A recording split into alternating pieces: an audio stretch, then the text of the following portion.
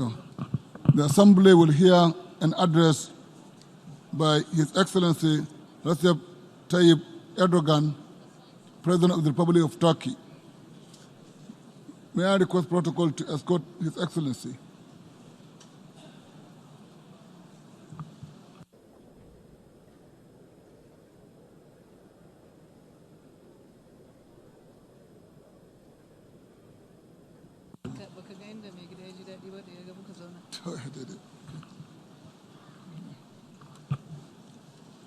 On behalf of the General Assembly, I have the honor to welcome to the United Nations His Excellency Recep Tayyip Erdogan, President of the Republic of Turkey, and to invite him to address the Assembly. Mr. President.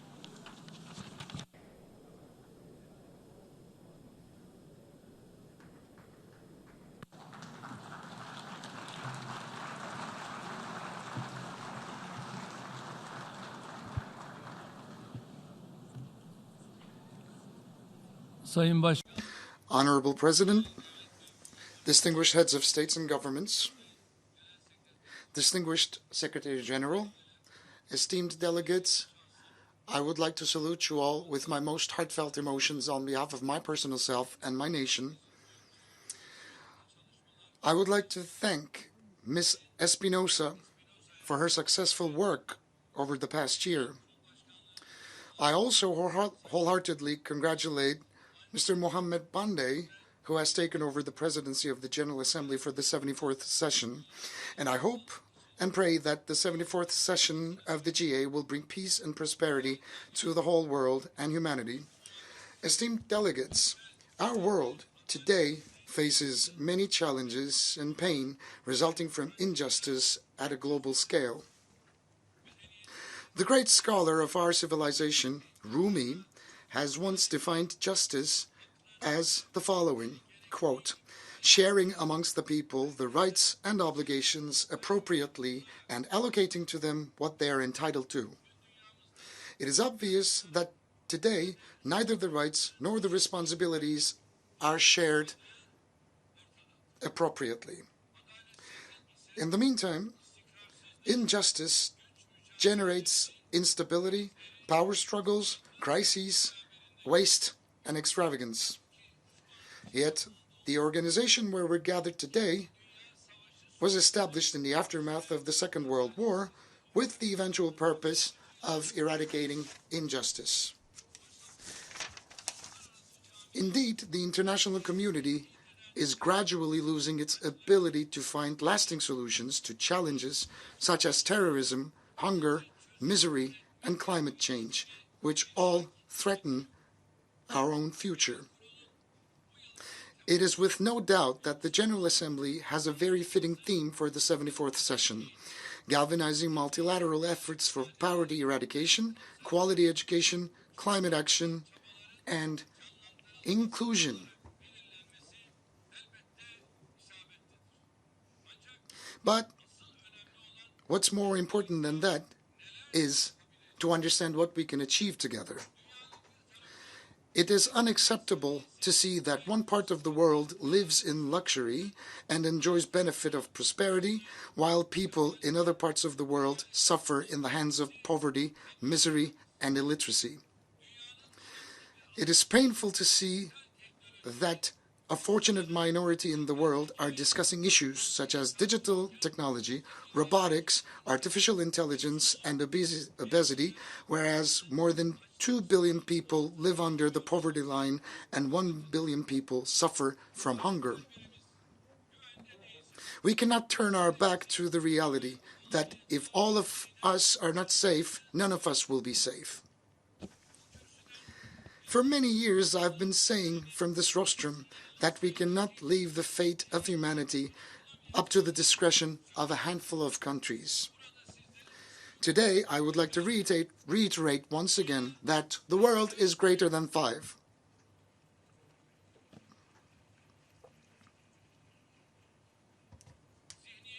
It is nighttime that we change our current mentality, our institutions, organizations, and rules. The inequality between nuclear states and non-nuclear states is alone enough to undermine global balances.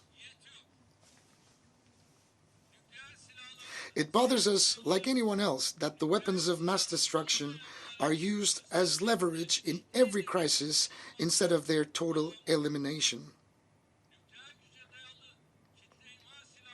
The possession of nuclear power should either be forbidden for all or permissible for everyone.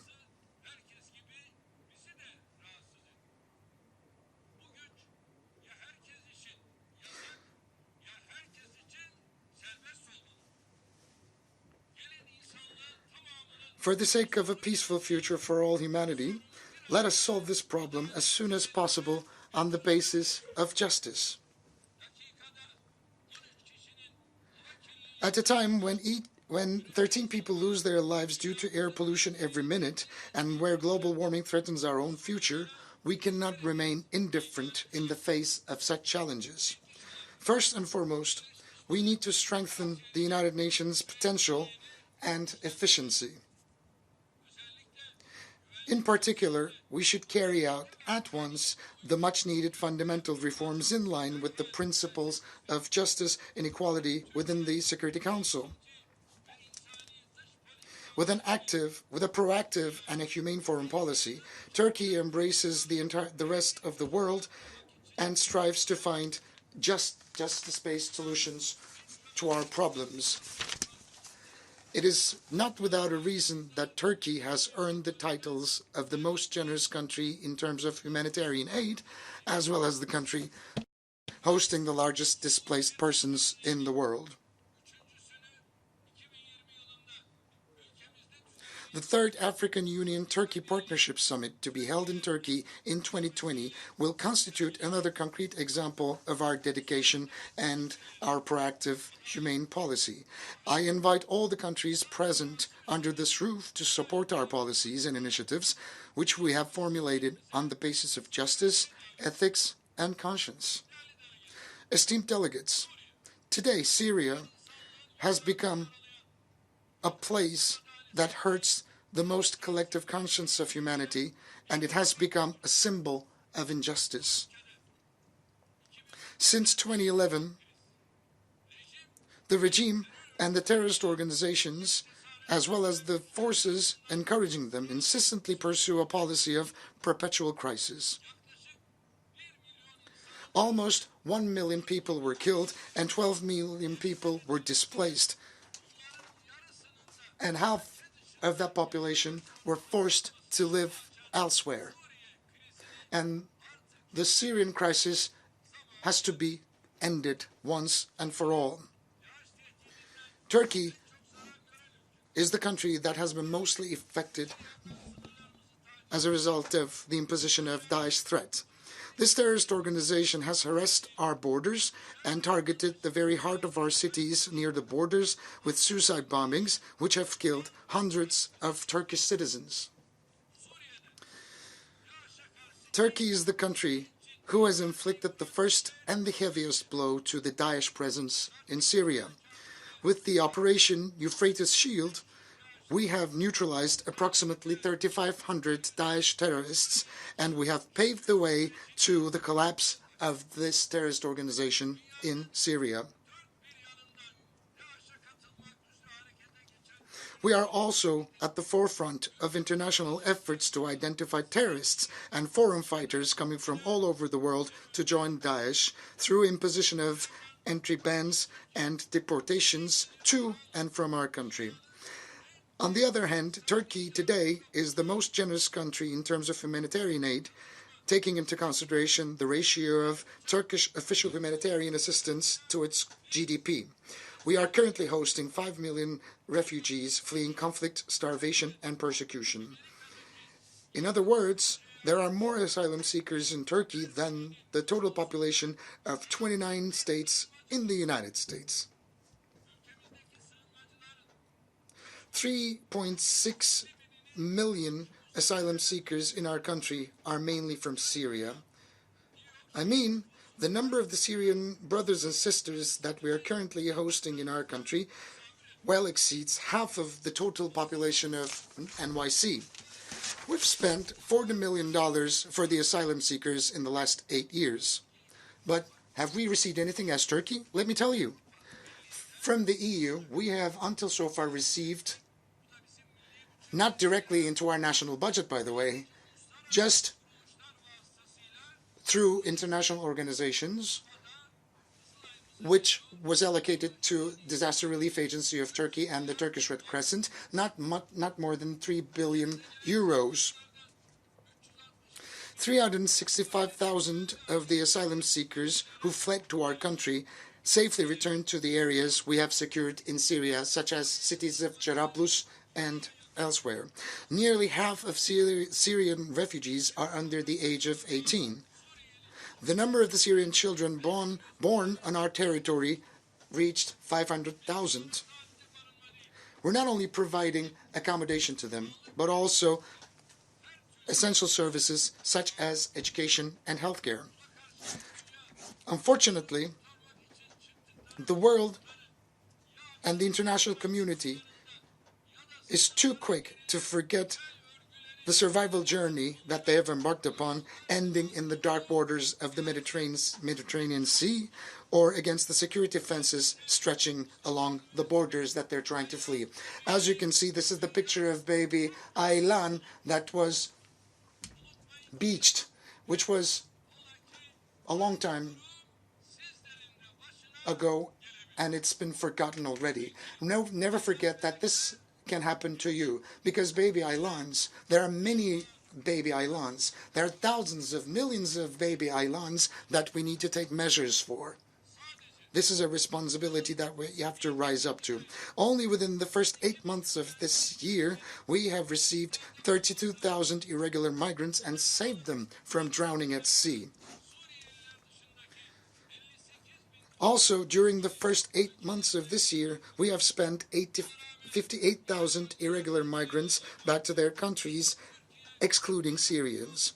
And with those fleeing from other parts of the world, Turkey currently hosts 5 million oppressed and victimized people on its soil.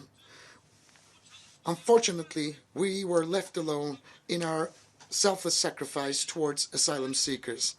In Syria, there has been no genuine return to the regions controlled by the regime and the terrorist organizations such as PKK, YPG, and Daesh. The parts liberated and secured by Turkey are the only places that the Syrians could have returned to. Today, we face 3 important issues that we need to handle while we're trying to settle the humanitarian crisis in Syria. Number 1, the territorial integrity and the political unity of Syria. And in order for that to be possible, the Constitutional Committee is a very critical element, and it has to be operational in a very effective manner. The beginning of last week, we got together along with my Iranian and Russian counterparts in Ankara, and as a result of the Russian summit memorandum, we've managed to accomplish a significant majority of our targets. When we reach a permanent political solution in Syria, the territorial integrity will be restored once again. And the second important issue is the following. We need to do everything that is possible in order to prevent a possible massacre in the city of Idlib and an immigration influx consisting of 4 million individuals from Idlib. The agreement, the memorandum we reached with Russia in Sochi, still remains valid despite some setbacks. Turkey cannot afford to bear another migration influx. That's why we expect all countries around the world to support Turkey's efforts to ensure security and stability in Idlib. Thirdly,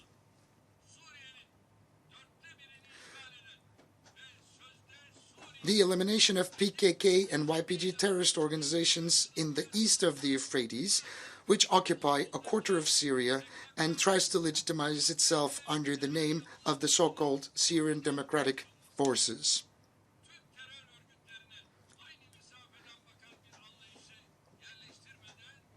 We will not be able to find a permanent solution to the Syrian conflict if we fail to handle all the terrorist organizations with the same perspective. Our talks with the United States with a view of establishing a safe zone in Syria continue. We intend to establish a peace corridor with a depth of 30 kilometers and a length of 480 kilometers in Syria and enable the settlement of 2 million Syrians there with the support of the international community. Here I'd like to show you a map briefing our plans. This is the border of Turkey that you can see, and below you can see the proposed safe zone. If this safe zone, the secure zone, can be declared, we can resettle confidently somewhere between 1 million to 2 million refugees. We can afford that opportunity. Whether the United States or the coalition forces, Russia, Iran, we can all together walk shoulder to shoulder, hand in hand. The refugees can be resettled through saving them from tent camps or container camps. We can take the steps that are necessary forward altogether. This is not a burden that we can bear exclusively as the Republic of Turkey. We need to take the necessary measures as soon as possible. If we could extend the depth of this region until Deir ez-Zor, Raqqa line, we can increase the number of Syrians up to 3 million who will return from Turkey, Europe, and other parts of the world to their motherland. We are very much resolute in the realizing of this program, and we are involved in the necessary preparations. We also lead a process for an international conference to be held with the participation of Lebanon, Iraq, and Jordan. We likewise attach a great significance to the prospective success of the Global Refugee Forum to be held in Geneva in December, co-chaired by Turkey. We are of the opinion that a donor conference can be organized under the leadership of the United Nations to support returns to safe areas. There is global need for effective implementation of the Global Compact for Migration and the Global Compact on Refugees adopted last year at the United Nations. If we succeed to establish an environment, a landscape of trust and stability on the basis of the principles of legitimacy and justice in Syria, we will also help neighboring Iraq relieve itself from her troubles related to both Daesh and PKK presence.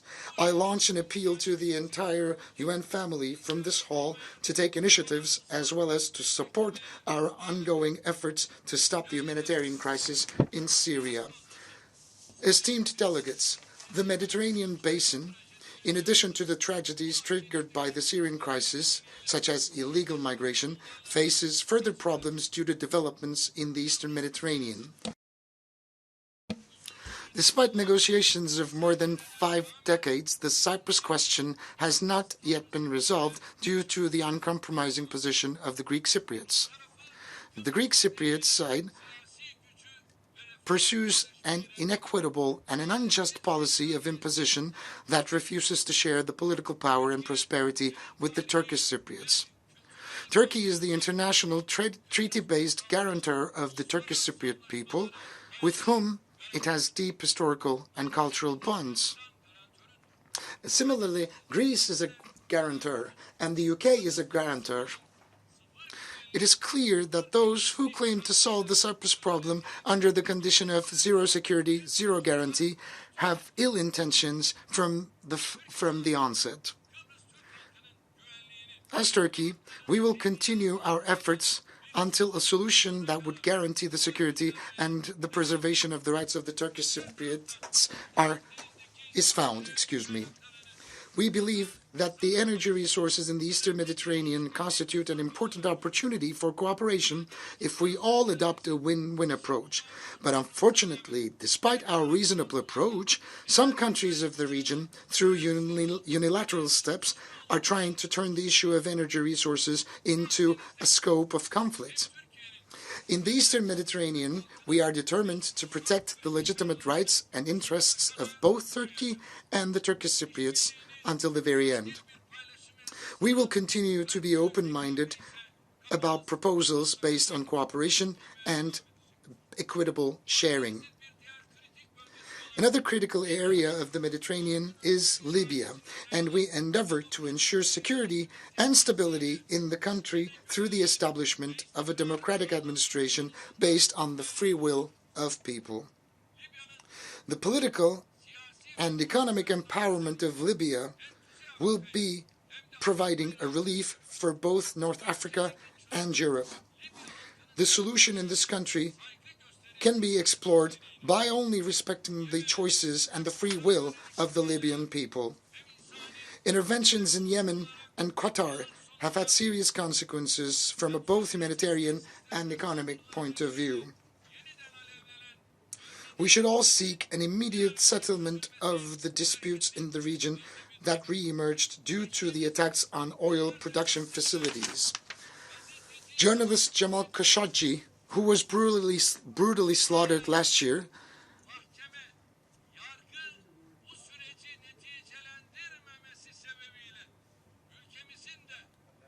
has become a symbol for the need of justice and equality in the region, as the courts have not reached yet a verdict regarding his demise. And we will keep on following up the developments there, as we are so much committed to this case. And Egypt's first democratically elected president, Mohamed Morsi, who lost his life in a courtroom in a suspicious way, is another issue that we're heavily invested in, and his family was not allowed to bury him properly. It's a bleeding wound in our hearts.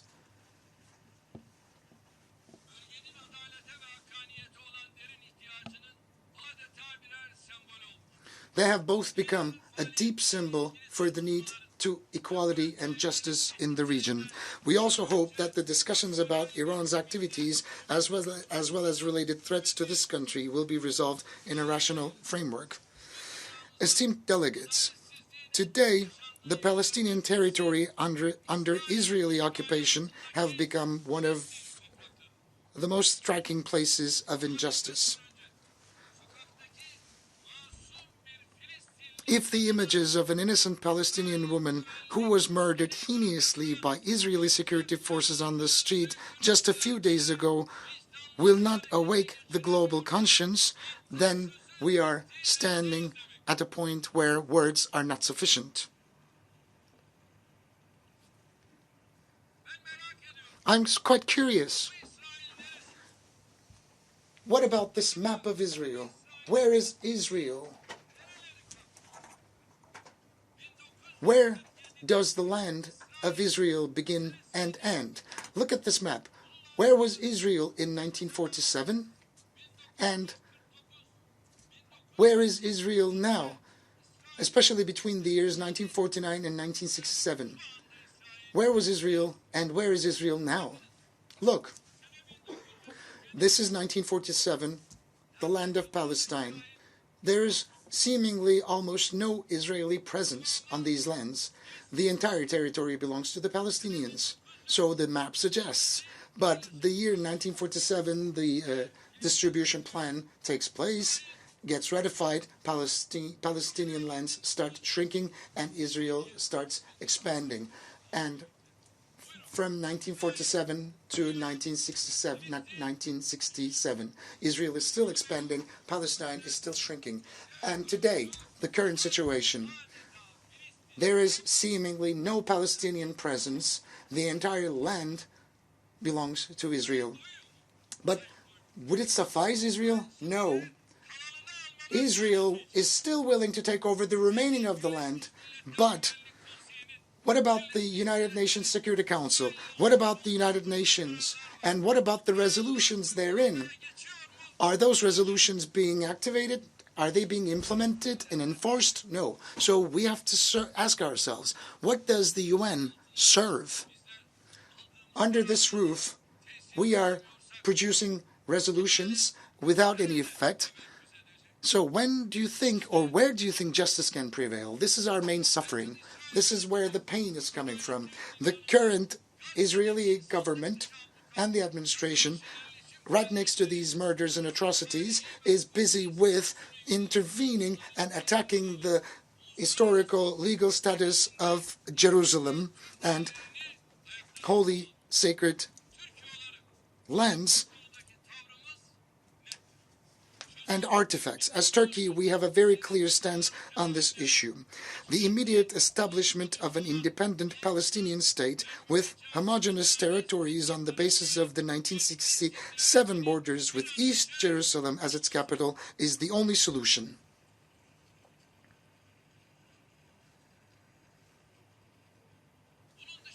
Any other peace plan other than this will never have a chance of being fair, just, and it will never be implemented.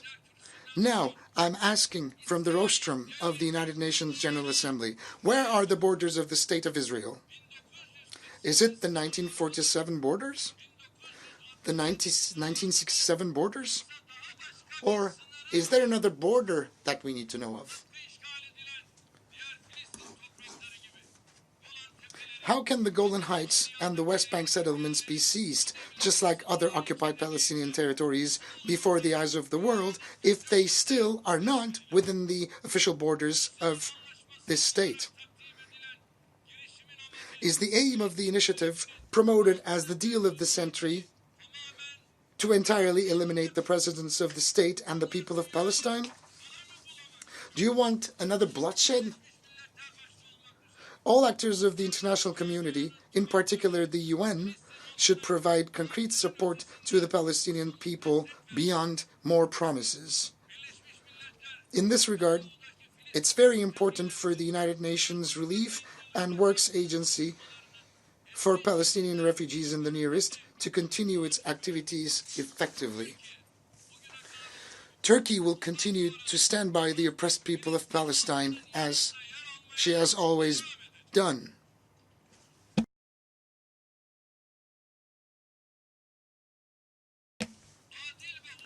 It is also very important for a fair and a peaceful future that the South Caucasus ceases to be one of the areas of conflict and tension in the world.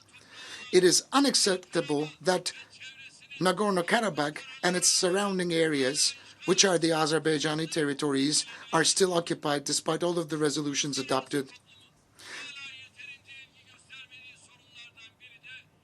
One of the problems to which the international community fails to devote enough attention is the Kashmiri conflict, awaiting a solution for 72 years. The stability and prosperity of South Asia cannot be separated from the Kashmiri issue.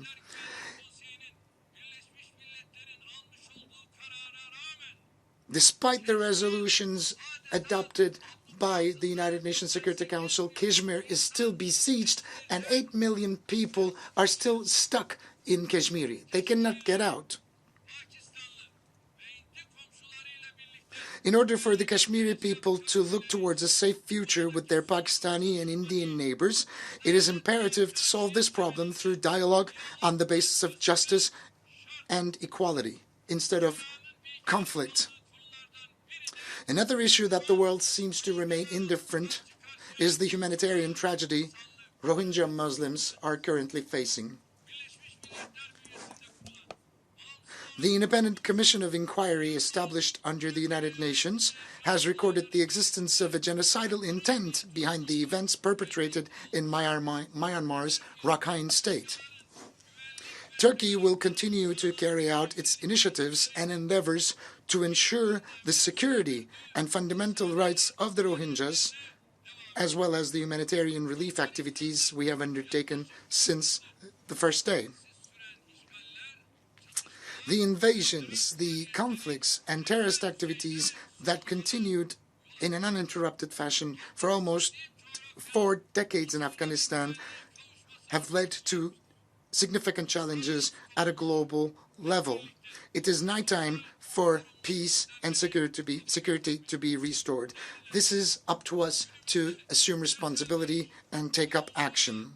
Esteemed delegates, today one of the biggest threats to global peace and stability is the skyrocketing racist, xenophobic, discriminatory, and anti-Islamic rhetoric. Muslims are ranking number one, whose who are the subjects of hate speech, discrimination, and defamation against their sacred values. The most striking example is the terrorist attack that took place last March in Christchurch in New Zealand. Just like the terrorist attack targeting Muslims in New Zealand was unacceptable, the acts of terrorism targeting Christians in Sri Lanka and Jewish communities in the United States are equally wrong and unacceptable. We are responsible for turning this disease into a raging insanity. The populist politicians seeking to garner votes by provoking these tendencies, as well as the communities normalizing hate speech under the pretext of freedom of expression, are in the leading spots, and they are the ones to blame.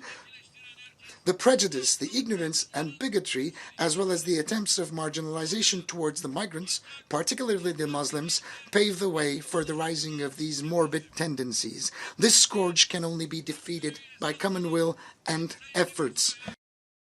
It is our fundamental duty as statesmen and stateswomen to adopt an inclusive and tolerant public rhetoric to eradicate this foe once and for all. The Honorable Secretary General of the UN has recently introduced an action plan for safeguarding religious sites. It's a UN initiative in the establishment of which Turkey has shown political leadership as a part of Alliance of Civilizations. We hope that this action plan will help raise awareness on this issue, and I hereby request the designation of March the 15th by the United Nations as the day when the Christchurch attack was carried out to become the International Day for Solidarity Against Islamophobia. I also invite the Islamic world to start a thorough assessment of all the issues, particularly the Sunni-Shia divide, which have provided so far the ground for its internal conflicts, as well, which served as political instruments for power struggles, and settle the disputes once and for all. Turkey is a rightful successor to the collective heritage of both Eastern and Western civilizations due to our geographical location at the center of the ancient world. Therefore, we are obliged to take necessary steps forward and assume responsibility and rise up to the occasion. We continue to fulfill our responsibilities towards humanity as we are deeply affected, indirectly or directly, as a result of crises that besiege our region. A United Nations, and in particular a Security Council reformed on the basis of justice, moral values and conscience, will provide hope and aspiration to humanity once again. Turkey stands ready to support all of the endeavors and initiatives in that regard. With this understanding, we are willing to assume the presidency of the 75th United Nations General Assembly. Therefore, we have nominated for this important post Ambassador Volkan Bozkır, former Minister of European Union and current Chairman of the Foreign Affairs Committee of the Grand National Assembly of Turkey. We have full confidence that Mr. Bozkır, a seasoned diplomat and politician, will shoulder this responsibility very successfully. I believe you will not spare your support to him. Istanbul, the biggest city in Turkey, currently hosts various UN regional agencies, and we would like to turn Istanbul into a bigger regional and a global hub for the United Nations. The United Nations Technology Bank for the Least Developed Countries became operational in the vicinity of Istanbul last year. We also appreciate the positive and encouraging reactions we have received in return for our proposal to host a United Nations Youth Center in Istanbul, which I have announced last year from this very rostrum. The members to the UN Group of Friends of Mediation that we co-chair have reached 59. We have carried this UN initiative into the Organization for Security and Cooperation in Europe and the Organization of Islamic Cooperation. I believe that it is within our reach to find fair, equitable, and conscientious solutions to all of the global challenges that we face. And I would like to conclude my remarks with the following wishes: freedom for all, peace for all, prosperity for all, justice for all, a peaceful and a safe future for all. I wish the work of the 74th session of the UNGA to be successful. I greet you all with my most heartfelt emotions, with love and respect on behalf of my people. Thank you.